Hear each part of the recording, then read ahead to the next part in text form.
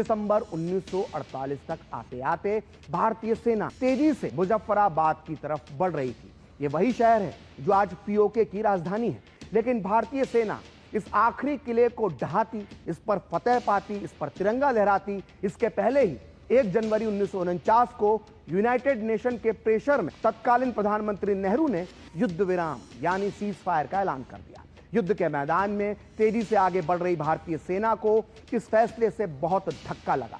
एक संभावित जीत से उन्हें वंचित कर दिया गया था। इस अभियान में भारत के 1104 वीर सैनिकों ने बलिदान दिया था। वहीं पाकिस्तान को बहुत बड़ा नुकसान हो चुका था। उसके करीब 6000 सैनिक और लड़ाके मारे गए थे। भारत का पलड़ा भारी था, लेकिन सीज फायर ने सब कुछ बिगाड़ दिया। ये एक ऐसा फैसला था जिसकी कीमत आज तक भारत चुका रहा है। उस समय भी नेहरू के इस फैसले से सेना के कई वरिष्ठ अधिकारी नाराज हुए थे। इन्हीं में से एक थे भारत के पहले field marshal general KM. Cariappa, जो उस समय कश्मीर में भारतीय सेनाओं का नेतृत्व कर रहे थे। फील्ड मार्शल करियप्पा के सामने नेहरू ने खुद माना था कि उन्होंने सीज फायर करके एक बहुत बड़ी भूल की है, जिसका जिक्र आज पीएम मोदी ने किया। और यह खुलासा हुआ है फील्ड मार्शल करियप्पा की जीवनी में, बायोग्राफी में। और इस जीवनी को लिखा है उनके बेटे एयर मार्शल ए.सी. करियप्पा ने। आपको बता दें कि एयर मार्शल करियप्पा ने स्वयं अपने पिता की तरह 1965 और 1971 के युद्ध में हिस्सा लिया था, और 1965 में तो वो पाकिस्तानी सेना के हाथों युद्धबंदी भी बना लिए गए थे।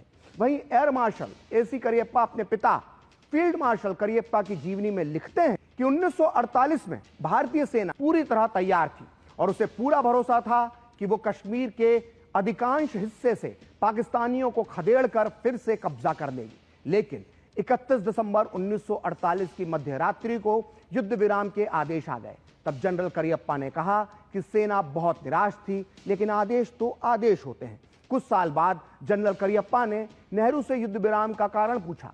तब नेहरू का जवाब था कि संयुक्त राष्ट्र परिषद यानी यूएनएससी ने कहा कि अगर हम आगे बढ़ते हैं तो इससे युद्ध छिड़ सकता है, इसलिए यूएनएससी के अनुरोध के बाद हम युद्ध विराम पर सहमत हो गए। नेहरू ने करियप्पा से आगे कहा कि सच कहूं तो पीछे मुड़कर देखने पर मुझे लगता है कि हमें आपकी सेना को 10 या 15 दिन और देने चाहिए थे, तो तब हालात शायद अलग होते। तो सुना आपने, पंडित नेहरू ने खुद माना था कि अगर वो भारतीय सेना को 10 या 15 दिन का समय और दे देते तो शायद हालात अलग होते। यानी पीओके आज हमारा होता है।